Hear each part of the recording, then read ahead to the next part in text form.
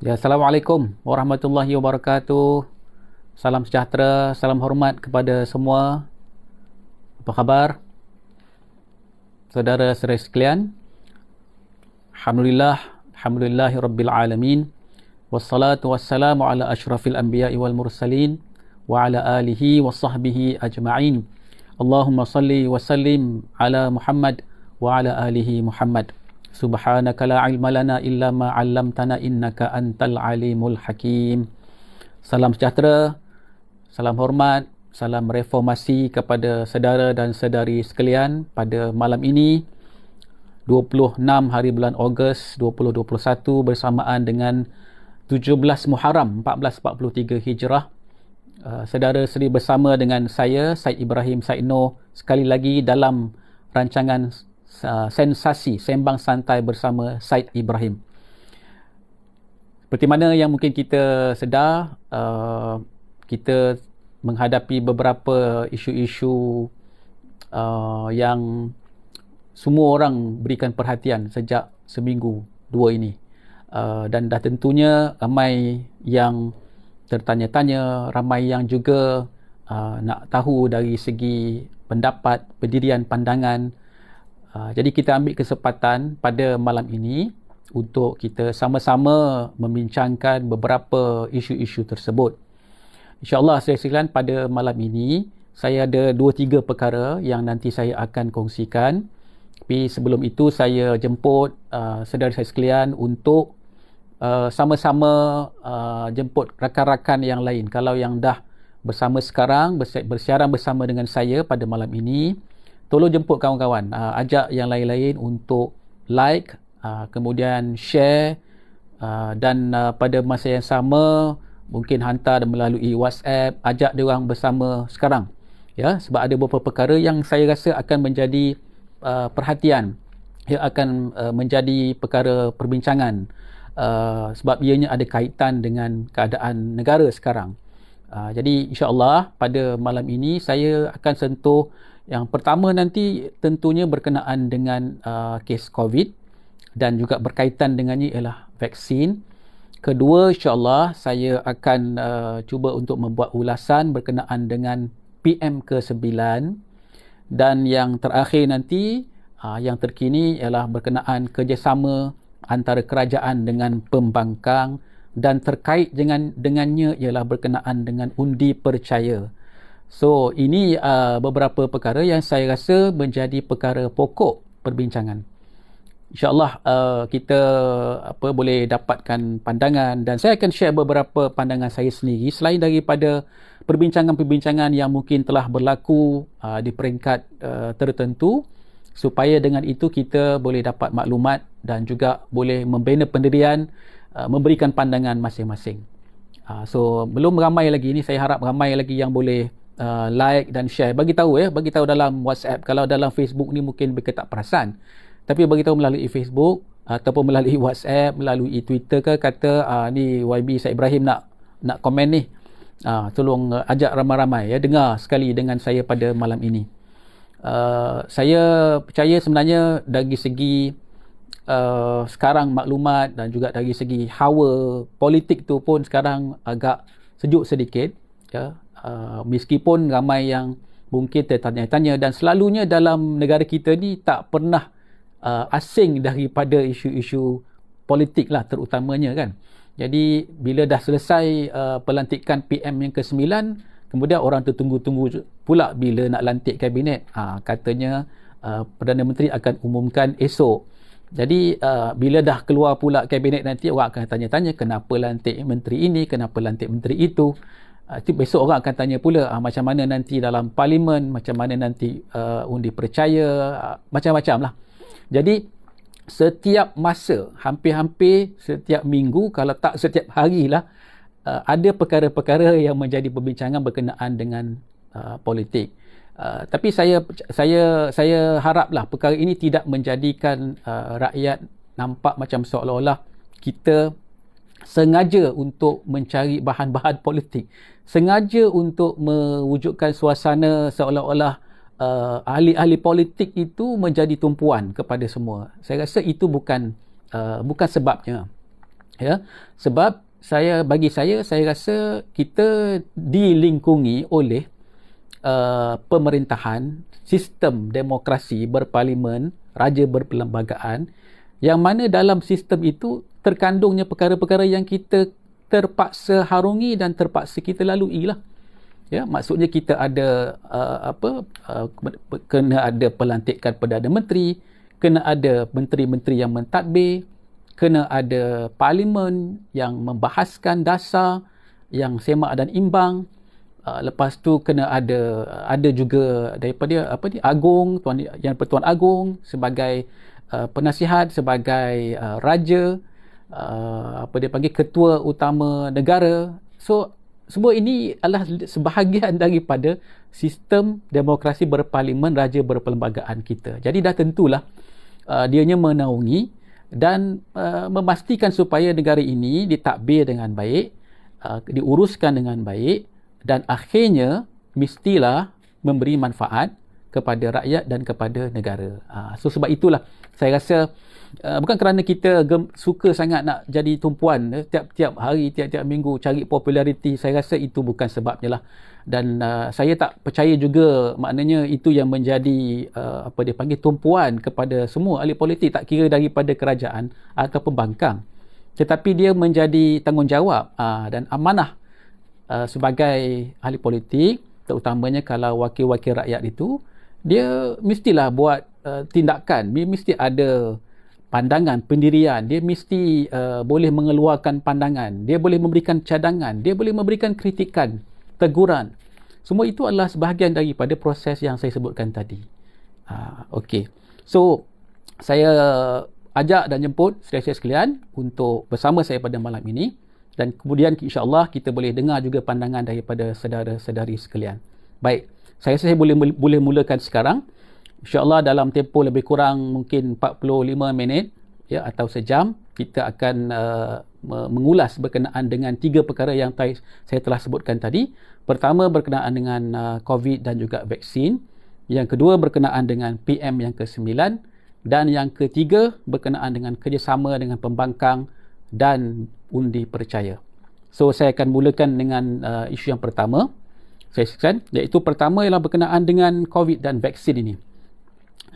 Sebagaimana yang kita mungkin sekarang dah sedia maklum, kes harian yang tertinggi ialah pada hari ini, iaitu setinggi 24,499 macam itulah.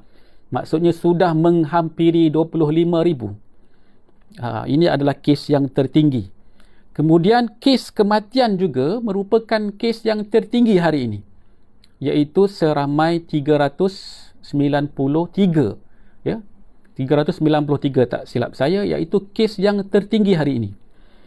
Jadi ini membimbangkan kita, sebab kita bimbang kerana apabila kita melihat dari segi kes harian, kes kematian, kita nampak tidak ada perubahan besar dari segi kes kematian dan kes ini. Malah kita bimbang dia meningkat.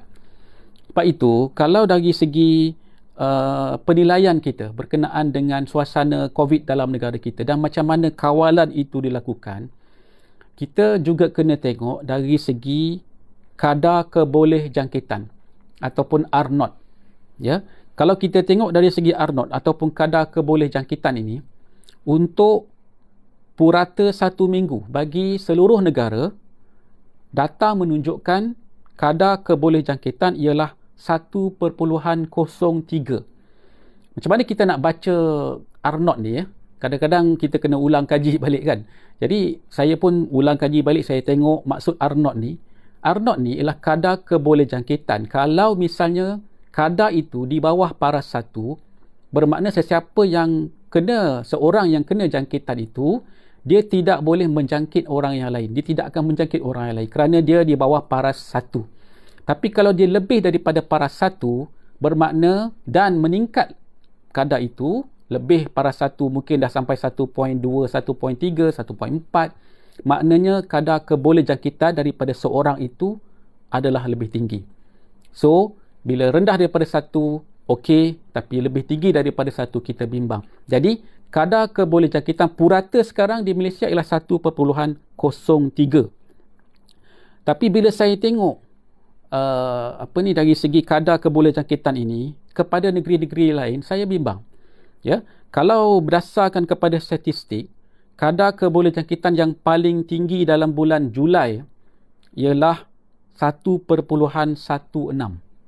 1.16 itu pada 28 Julai dulu. Masa tu jumlah kes harian 17,405. 1.16 maknanya memang boleh menjangkit dengan lebih cepat.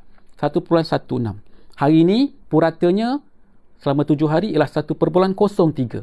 Jadi maknanya dah turun. Tapi bila kita tengok negeri-negeri, saya sekalian, saya nak bagi contoh negeri yang mana kadar kebolehjangkitannya yang tinggi. Contohnya ialah Sarawak 1.22, Perlis 1.22, Sabah 1.21, ya, Pulau Pinang 1.12. Ini semua yang lebih daripada 1.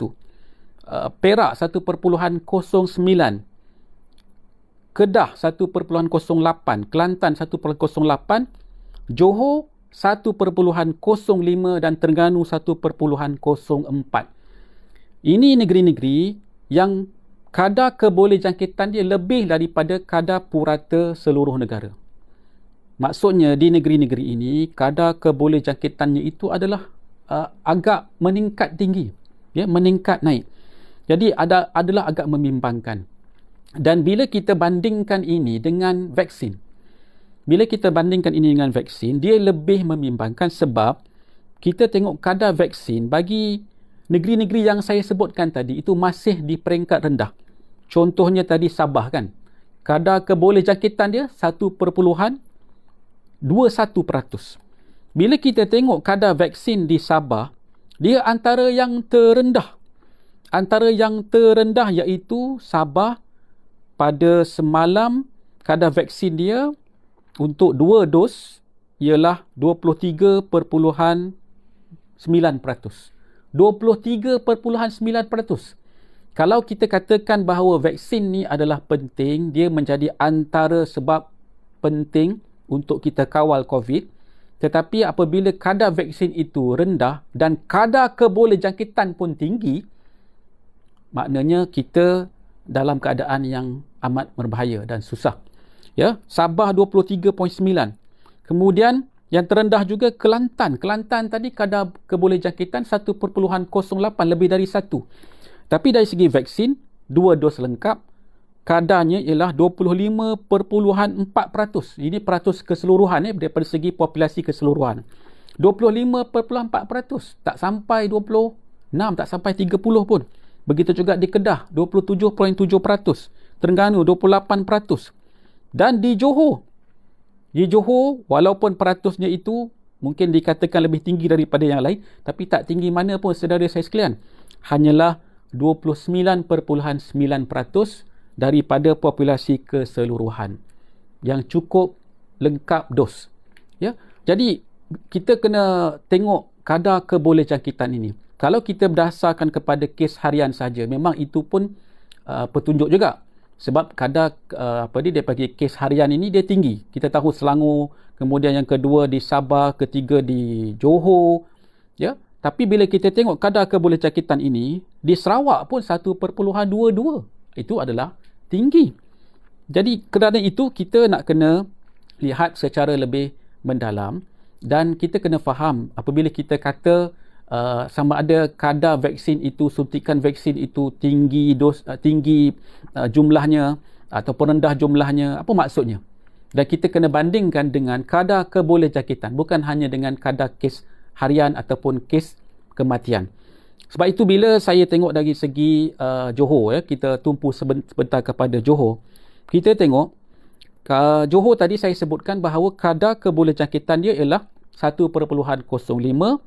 Peratus vaksin untuk populasi dewasa untuk lengkap 2 dos sekarang yang dah lengkap 2 dos 29.9%.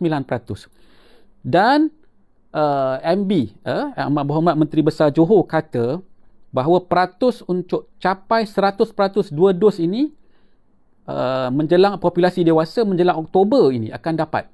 Maknanya kat Oktober nanti akan dapat 100% populasi dewasa. Semua dah dapat 2 dos. 2 dos yang lengkap. Tapi sekarang kadar itu kalau kita ambil samalah peratus populasi dewasa, 2 dos lengkap. Sekarang ni kadarnya ialah 41.6%. Sekarang ini kita di akhir bulan Ogos, nak sampai ke bulan Oktober akan jadi 100%. Baru sekarang 41.6%. Kita boleh lompat sehingga 60% untuk lengkap ke 100% ke? Ini persoalan. Sebab itu saya nak petik juga apa yang saya juga sebahagian daripada Pakatan Harapan Johor. Hari ini kita telah keluar satu kenyataan supaya kita menggesa kerajaan negeri Johor untuk meningkatkan kadar vaksin untuk capai imuniti kelompok. Dan kita tengok kadar suntikan harian untuk vaksin di Johor sekarang tidak konsisten, turun naik. Kemudian kita nampak juga ada kelembapan dari segi pemberian vaksin ini.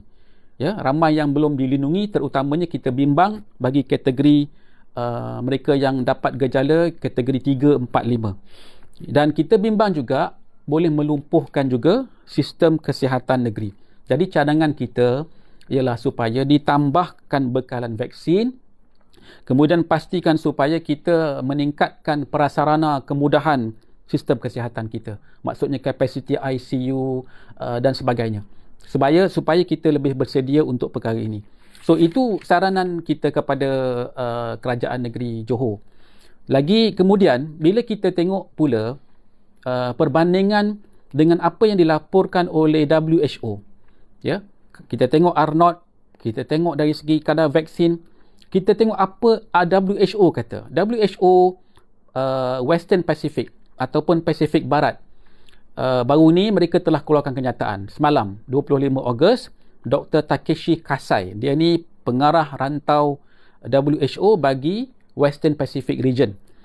Beliau katakan bahawa vaksin alone will not put an end to COVID-19 in Malaysia. Ya, maksudnya dia kata hanya semata-mata vaksin tidak akan menamatkan COVID-19 di Malaysia. The country should also implement effective intervention measures.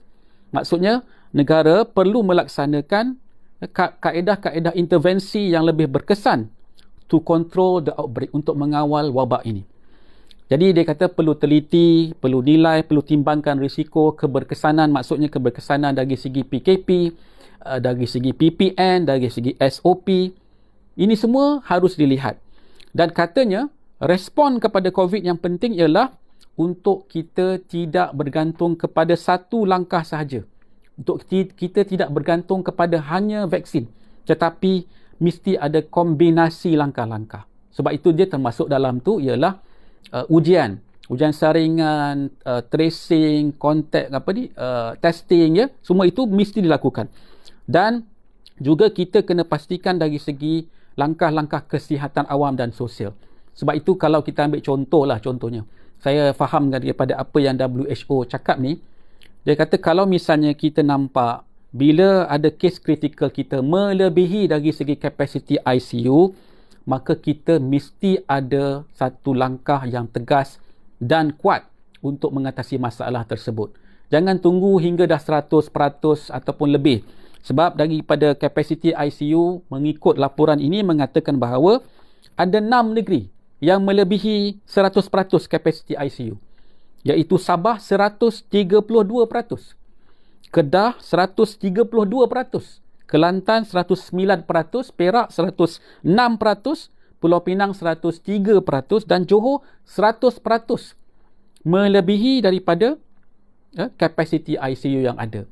Jadi kita tambah bimbang bila negeri-negeri tadi, negeri Sabah, Kelantan, Perak dan Pulau Pinang ni adalah negeri-negeri fasa 2 yang mana mereka ini telah dibenarkan, siapa yang ada 2 dos dah dibenarkan untuk rentas daerah untuk dine in. Tapi pada masa yang sama kapasiti ICU mereka tinggi. Dan R0 tadi, saya sebutkan kembali, R0 mereka pun tinggi. Di Sabah 1, berapa tadi? 1.22. 1.21 di Sabah. Tapi dan kemudian ICU 132% kapasiti. Tapi negeri fasa 2 dibenarkan mereka yang ada 2 dos untuk rentas daerah untuk dine in. Jadi maksudnya kita nak kena betul-betul nilai supaya ringkasnya ialah kita kena tingkatkan vaksin sebagai satu langkah yang kita kawal, tapi kita tak boleh bergantung hanya kepada vaksin. Kedua, kita mesti melaksanakan dengan ketat FTTIS tadi tu. Find, test, trace, isolate dan juga support. Dan yang ketiga, kita kena teruskan tindakan-tindakan secara bersasar untuk kita mengawal daripada wabak itu terus berjangkit. Okey. Jadi jelas bagi saya, tapi cuma saya rasa benda ni perlu diulas sebab saya bimbang di mana kita meneruskan business as usual. Maknanya kita teruskan perkara macam biasa, laporkan tiap-tiap hari. Kita bimbang tak ada satu langkah yang mengunjur ke depan. Ya, maksudnya dah nampak bahawa kes bertambah tinggi, dah nampak bahawa R0 ini masih lagi tidak menurun dan dah nampak tentang kapasiti. Jadi dah tentu mesti ada langkah-langkah yang perlu diambil dari sekarang untuk kita mengawal. Okey, saudara sekalian. Saya tengok belum ada apa-apa soalan ya. Tak ada soalan ataupun pandangan. Jadi saya akan teruskan kepada perkara yang mungkin menjadi isu topik besar ataupun yang menjadi percakapan perbualan, iaitu berkenaan dengan PM yang ke-9. Jadi saya nak sentuh beberapa poin lah. Yang pertama, berkenaan dengan PM ke-9 ini, kita sudah tentulah menjunjung kasih titah yang Duli Yang Maha Mulia Seri Paduka Baginda Yang di-Pertuan Agong yang telah pun melantik Yang Amat Berhormat Datuk Seri Ismail Sabri Yaakob sebagai Perdana Menteri yang ke-9. Ya, pelantikan telah dibuat pada 21 hari bulan Ogos. Jadi itu adalah tanda kita hormati pelantikan tersebut dan kita perlu akur bahawa itu telah pun mengikut lunas-lunas perlembagaan sesuai dengan perkara 43. Semua orang dah faham dah sekarang ni. Perkara 43 dari segi perlembagaan. Sesuai dengan amalan demokrasi berparlimen, raja berperlembagaan kita. Serta turut mengambil kira kepentingan rakyat dan juga negara. Ya, jadi jelas kalau berdasarkan kepada lunas-lunas perlembagaan tersebut, dah ikut prosesnya, dah lalui proses-proses tersebut, tak ada percanggahan dari segi perlembagaan, maka kita hormati dan kita terima. Dia dah dapat pun majoriti 114 ahli parlimen yang menyokong, di sebelah pembangkang hanya 105. Jadi mereka mempunyai jumlah majoriti, jadi dia sah menjadi dilantik sebagai Perdana Menteri. Cumanya kita juga tidak boleh berpisah daripada realiti, daripada sejarah, daripada apa yang berlaku sebelum ini. Yang jelas sekarang Datuk Seri Ismail Sabri Yaakob Perdana Menteri dulu merupakan bekas timbalan Perdana Menteri walaupun singkat, ya, tapi dia juga ialah bekas Menteri Kanan Kerajaan Perikatan Nasional, bekas Menteri Kanan yang melihat dari segi kluster keselamatan.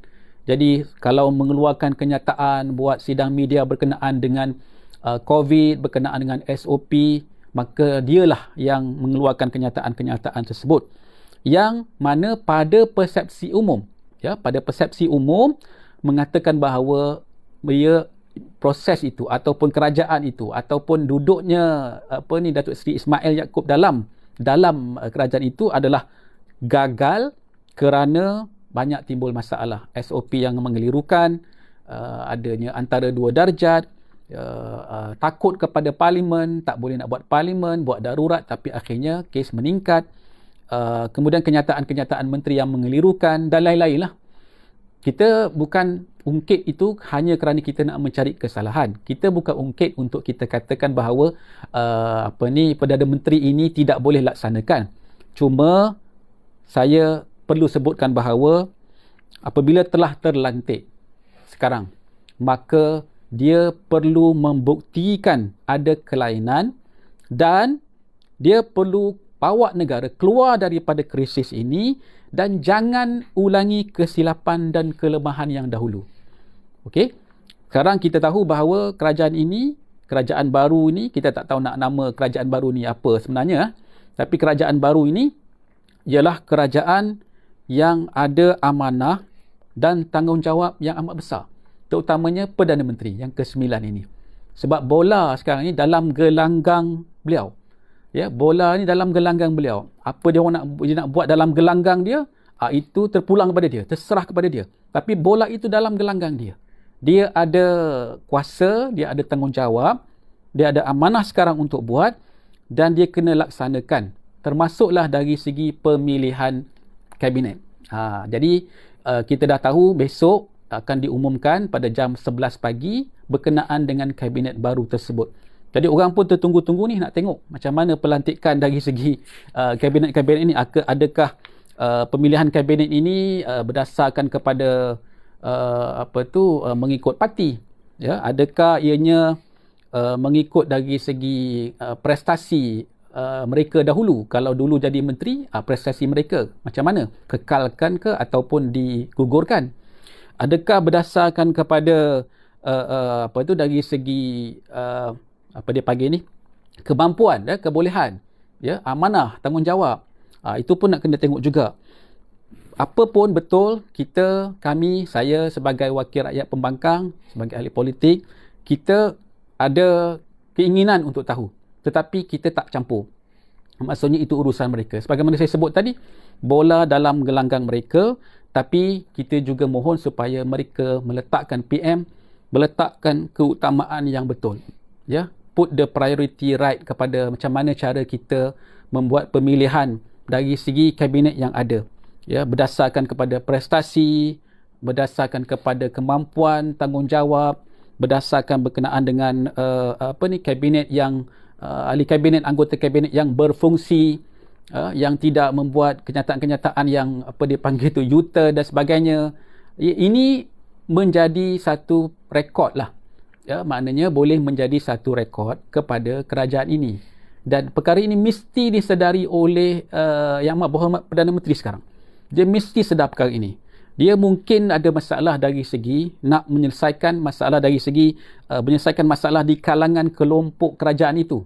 Yang dalam kerajaan ini adanya UMNO, adanya Bersatu, adanya PAS, ya, adanya MCA, MIC dan lain-lain. Jadi maknanya, apakah itu yang menjadi perkiraan utama, ataupun perkiraan utamanya adalah untuk memastikan pelantikan menteri, kabinet-kabinet itu adalah mereka yang ada amanah, tanggungjawab, berfungsi, berperanan sebaik-baiknya untuk bantu rakyat, untuk bawa negara keluar daripada krisis kesihatan dan juga ekonomi sekarang.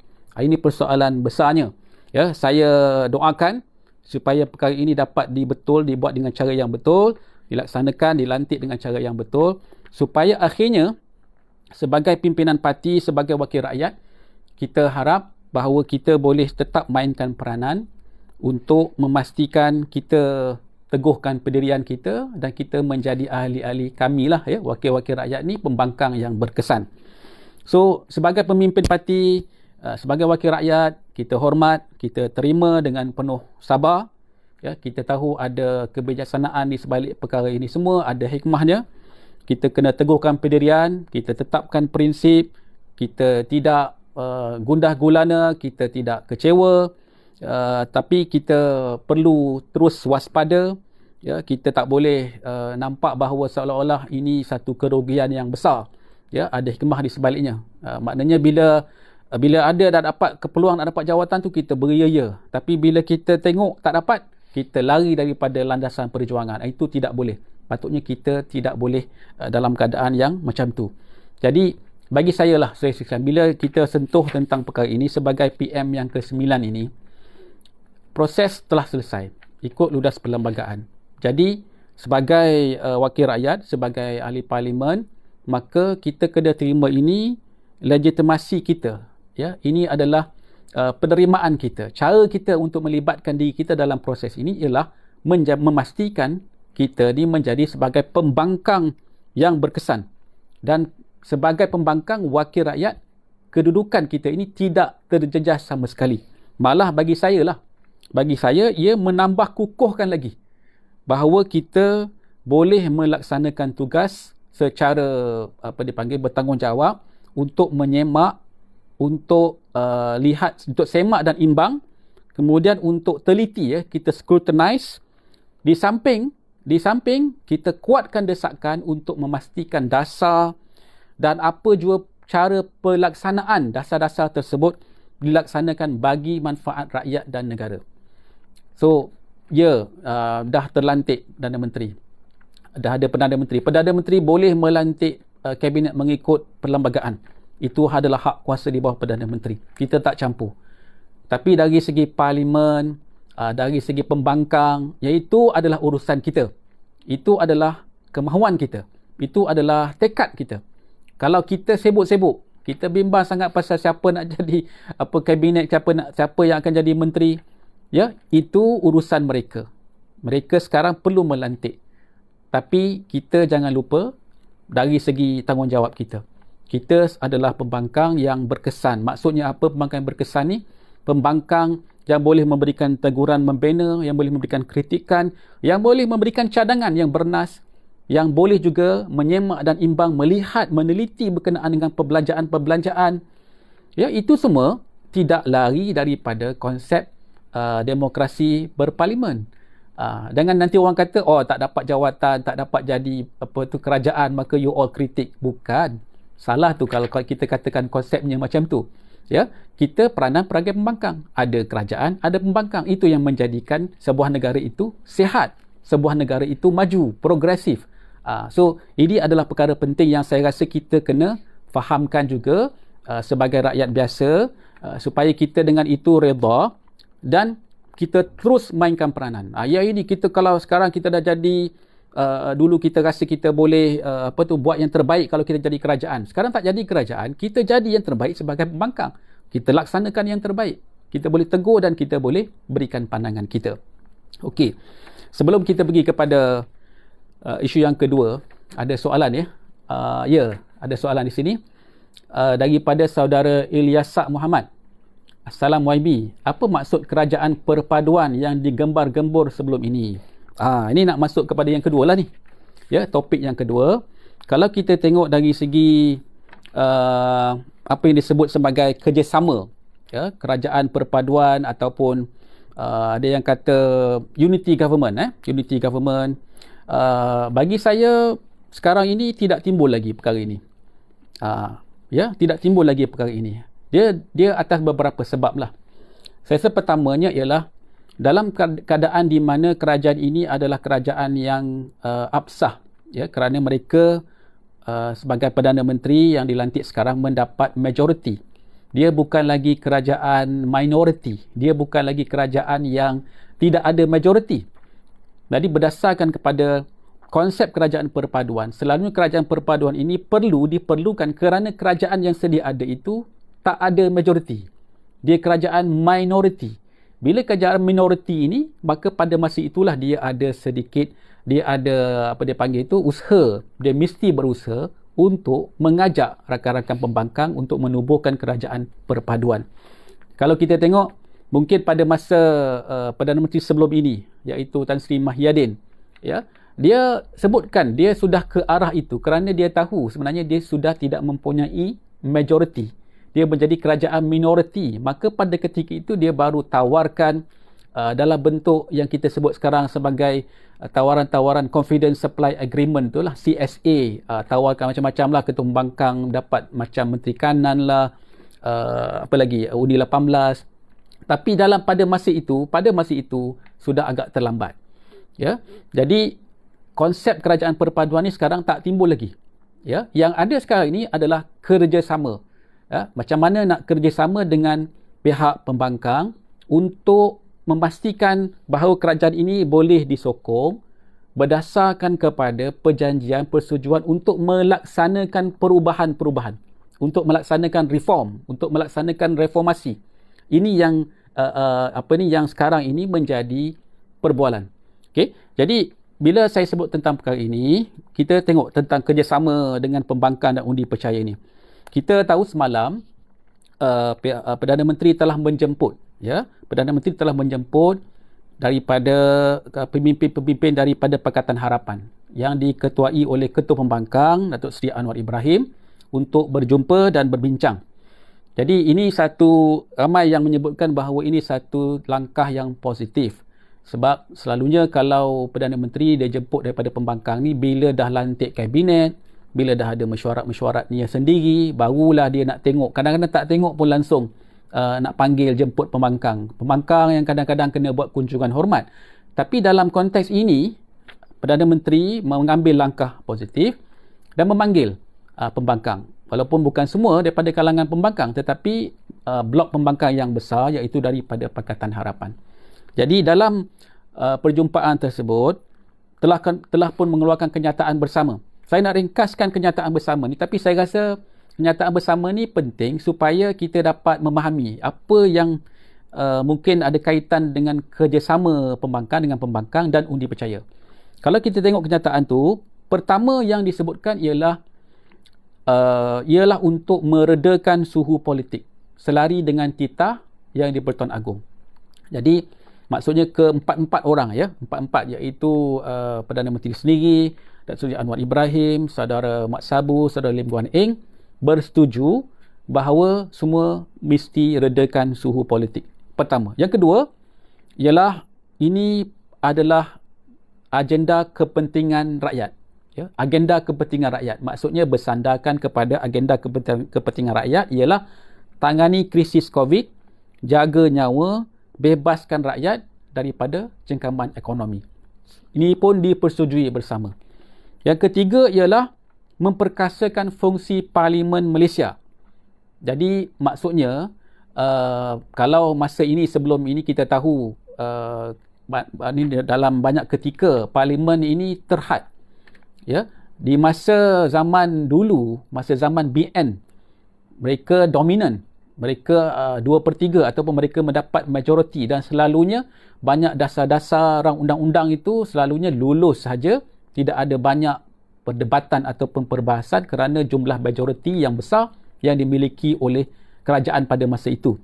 Tapi bila berlakunya peralihan selepas pilihan raya umum yang ke-14, maka dari segi check and balance antara kerajaan dan pembangkang itu makin segar. Makin segar. So fungsi ini penting, tapi ianya tidak dapat dilaksanakan apabila dalam kerajaan PN baru ini mereka telah menggantung Parlimen, memberikan alasan darurat kerana COVID dan sebagainya, akhirnya tidak dapat berfungsi dengan baik. Jadi ini perkara ketiga dalam pernyataan bersama tu, mesti memperkasakan fungsi Parlimen sebagai check and balance, sebagai check and balance kepada kuasa eksekutif. Kalau tidak, perkara ini maknanya fungsi Parlimen itu tidak boleh dilaksanakan. Sebagai pembangkang, lebih-lebih lagi akan lumpuh. So itu perkara ketiga. Yang keempat, kebebasan badan kehakiman. Ini juga diiktiraf dalam kenyataan bersama. Dan yang kelima ialah reformasi institusi dan tata kelola kerajaan. Maksud di sini, mestilah ada perubahan dari segi institusi-institusi bebas seperti SPR, SPRM, kemudian dari segi tata kelola, maksudnya dari segi perbelanjaan mestilah diteliti.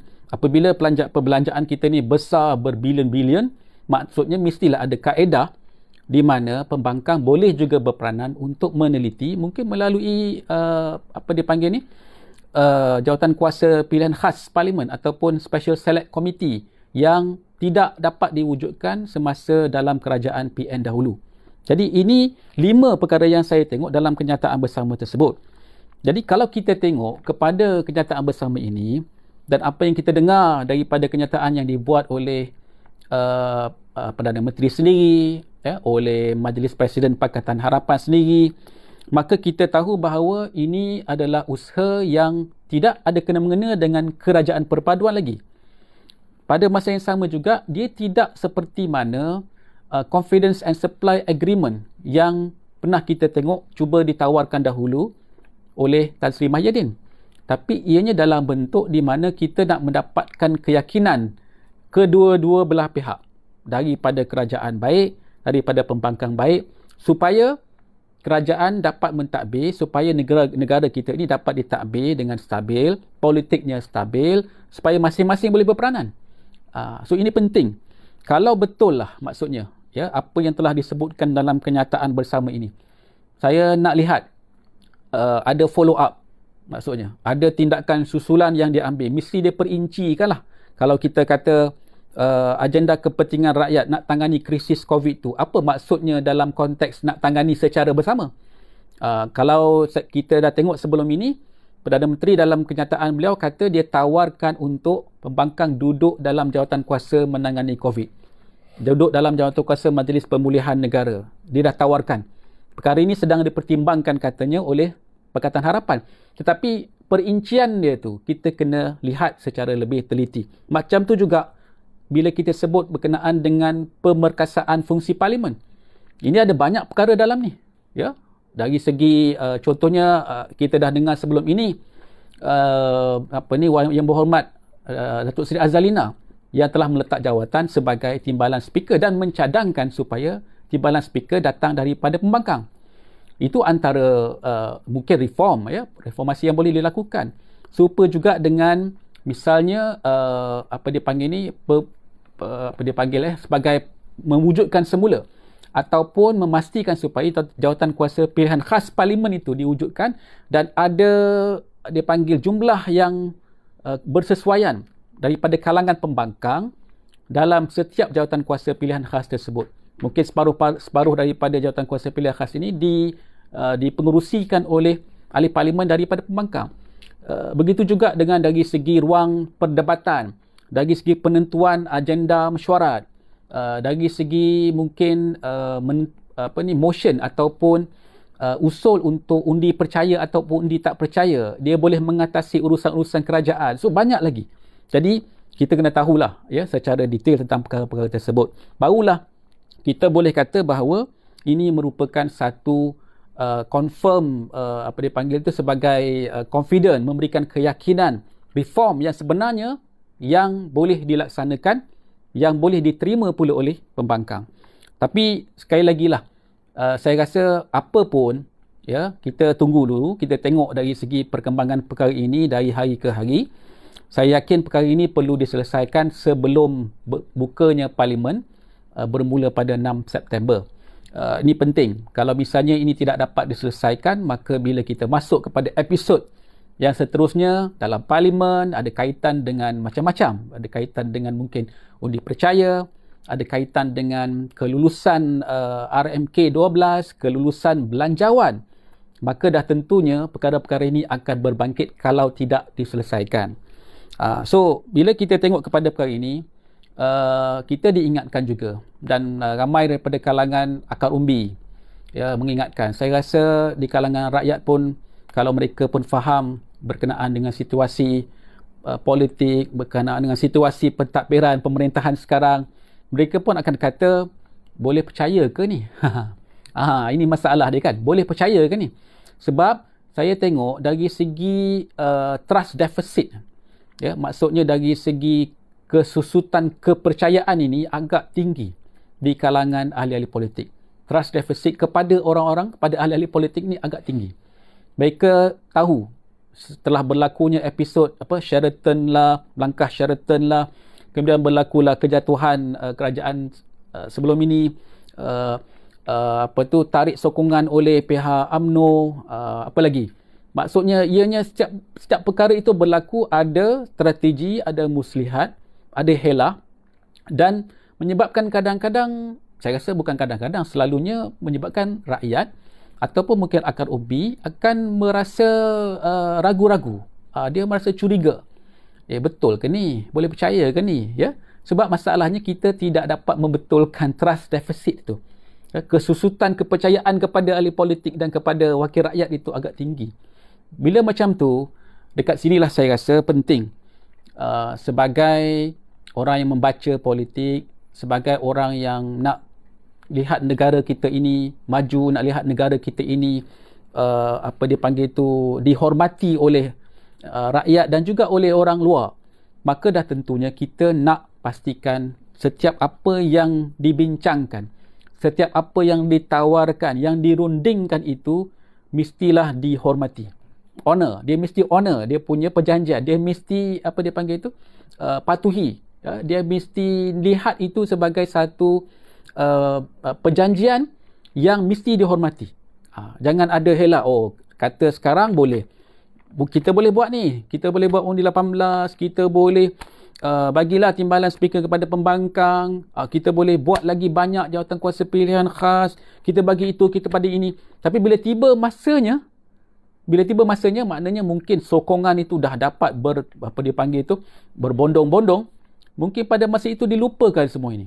Yang ini adalah satu perkara kebimbangan yang dilahirkan, yang disebutkan oleh kalangan daripada penyokong maupun daripada orang biasa pun. So saya pastikan bahawa perkara ini menjadi perkara yang perlu diingati selalu, ya, terutamanya mereka yang terlibat, supaya kita waspada. Sebab akhirnya bukan kita sengaja nak cari curiga, kita sengaja nak tak percaya. Tetapi apa yang berlaku sebelum ini, sejarah telah mengatakan bahawa itulah yang berlaku. Percaya akhirnya tak jadi. Percaya akhirnya sokong sana, bukan sokong sini. So macam mana nak percaya lagi kan? Tapi hakikatnya kita ambil nasihat daripada titah yang di-Pertuan Agong dan timbalan yang di-Pertuan Agong. Mereka dah kata mesti meredakan suhu politik, mesti ada kerjasama di kalangan ahli-ahli politik. Yang menang tak perlu menang semua, yang kalah tak perlu kalah semua. Ini adalah nasihat-nasihat ringkas, tetapi semangat daripada itu ialah supaya akhirnya dia adalah kembali kepada rakyat, ya, manfaat tu kembali kepada negara. Kalau macam sekarang, tadi saya sebut pasal isu COVID pada awal tadi, kita kata masih COVID masih tinggi, ya, jadi macam mana? So takkan nak kata tak apalah, kita serahkan kepada kerajaan baru ini untuk selesaikan. Tak boleh juga. Tapi kalau kerajaan pula jadi kerajaan, kita selesaikan sendiri, tak payah minta pembangkang bantu kita. Saya rasa itu pun tak betul. Jadi dalam konteks menang-menang semua, jangan kalah-kalah semua ini, maksudnya mesti ada tolak ansur, mesti ada kompromi.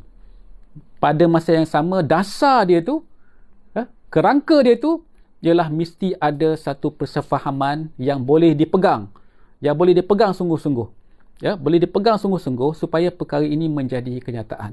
Okey, so itu dari segi perkara yang ketiga lah, ya, berkenaan dengan kerjasama dengan pembangkang dan juga berkenaan dengan undi percaya. Jadi soal undi percaya ni, saya rasa ringkasnya daripada itu ialah pesanan ataupun nasihat daripada istana ialah supaya undi percaya dilakukan. Ada beberapa pihak yang rasa tak perlu buat lagi dah, sebab kerajaan ini dah dapat majoriti, mereka tak perlu nak buktikan apa-apa di parlimen pun.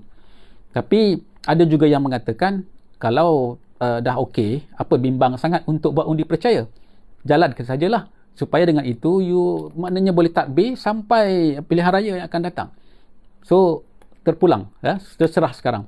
Saya rasa dia ada kaitan dengan apa yang akan berlaku dalam seminggu ni, sebelum parlimen. Maksudnya yang saya sebut tadi, kerjasama dengan pembangkang, yang kemudian dari segi tindakan-tindakan yang menunjukkan bahawa mereka yakin, mereka mahu untuk laksanakan kerjasama dengan pembangkang tersebut, dan yang akhirnya adalah mereka juga membuktikan kepada rakyat bahawa apa yang dilakukan dahulu, kesilapan, kelemahan, boleh diperbaiki dan menunjukkan dengan bersungguh-sungguh.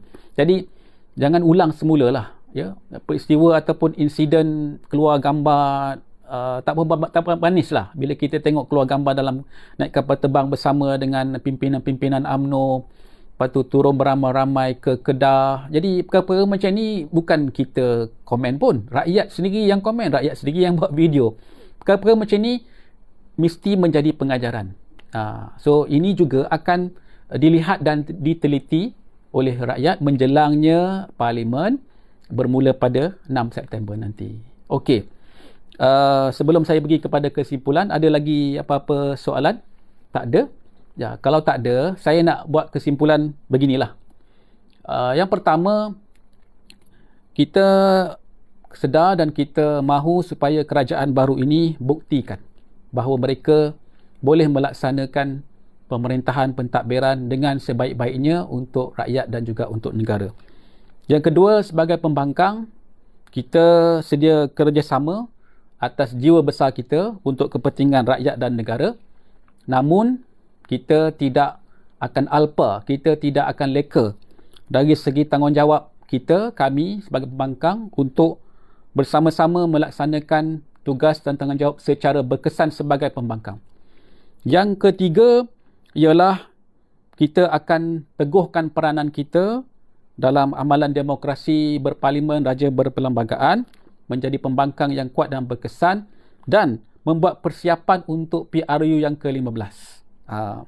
Dan pada masa yang sama kita harap bahawa apa yang kita lakukan ini, apa yang kita laksanakan ini sebenarnya adalah sebahagian daripada apa yang kita ingin lakukan semasa kita dulu sebagai Pakatan Harapan menjadi kerajaan, dan kita ingin terus berusaha untuk melaksanakan itu walaupun sebagai pembangkang bersama-sama dengan kerajaan sekarang, ya, untuk melaksanakan beberapa reformasi yang telah saya sebutkan sebelum ini.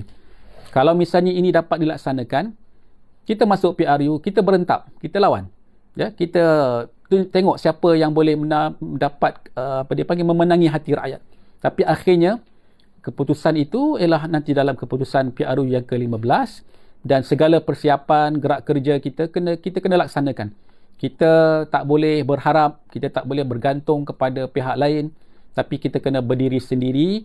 Kalau saya sebagai ahli parlimen, sebagai wakil rakyat, sebagai anggota Parti Keadilan Rakyat, maka parti kena bersedia untuk melaksanakan tanggungjawab, bersedia untuk menyusun gerak kerja, menyusun parti untuk bersedia bagi pilihan raya umum yang ke-15. So itulah saya rasa secara ringkas rumusan pada malam ini. Saya harap insya-Allah kita teguhkan pendirian kita. Kita sentiasa ingat berkenaan dengan tanggungjawab kita pertamanya kepada Allah Subhanahu Wa Taala, kerana kita semua kena jawab depan Tuhan akan segala tindakan dan percakapan kita, perbuatan kita, dan kita juga ada tanggungjawab kepada masyarakat, kepada manusia. Kita juga ada tanggungjawab kepada ahli keluarga kita, diri kita. Jadi sama-samalah kita melihat dari segi aspek kepertanggungjawaban. Dari segi kepertanggungjawaban, accountability ini. Kerana accountability ini, kepertanggungjawaban ini boleh menjadi sebagai panduan kepada kita dalam segala tindakan yang kita lakukan, terutamanya kepada pemimpin-pemimpin besar lah, yang amat berhormat Perdana Menteri, nanti yang ada Menteri Timbalan Perdana Menteri ke, ya, mereka yang memegang jawatan, semua ini akan dipersoalkan, dan oleh kerana itu laksanakanlah dengan sebaik-baiknya, ya, insya-Allah. So saya ucapkan terima kasih kerana dapat bersama-sama dengan saya bersiaran pada malam ini. Kita akan jumpa dalam siaran yang akan datang, dan saya doakan supaya penduduk kita di Ledang, jaga kesihatan, jaga diri. Saya dengar ada kes yang agak tinggi di penjara satelit Ledang. Itu dalam kawasan, saya difahamkan dalam kawasan Parlimen Pagoh, tapi ramai mungkin yang terkait dengan itu adalah dalam daerah Tangkak. Jadi saya doakan supaya mereka ini selamat, mereka ini dapat diberikan perhatian, dan supaya kes akan menurun dan tidak ada kes yang kritikal. Pada masa sama saya juga mendoakan supaya negara kita terus merdeka. Kita akan sambut merdeka tidak lama lagi pada 31 Ogos, dan juga Hari Malaysia pada 16 September. Jadi jadilah insan-insan yang betul-betul merdeka, ya. Maksudnya kita tidak terikat dengan perkara-perkara yang lara, perkara-perkara yang tak betul, perkara-perkara yang merosakkan, ya, tapi kita terikat dengan perkara-perkara yang bermaruah. Kita terikat dengan perkara-perkara berprinsip, ya, iaitu yang berkenaan dengan jati diri, yang berkenaan dengan kemampuan, kehendak, azam, tekad untuk lihat negara kita ini kembali kuat. Negara kita ini kembali politiknya matang, ada politik nilai. Ya, negara ini politiknya stabil, semua pemimpin-pemimpin ni amanah, jujur, ikhlas melaksanakan tanggungjawab. Mudah-mudahan insya-Allah dengan itu negara kita ini betul-betul merdeka, dan kita dapat sambut dengan sebaik-baiknya di kalangan rakyat kita. Jadi insya-Allah merdeka. Kita jumpa lagi pada siaran yang akan datang. Wabillahi taufik wal hidayah. Assalamualaikum warahmatullahi wabarakatuh. Terima kasih.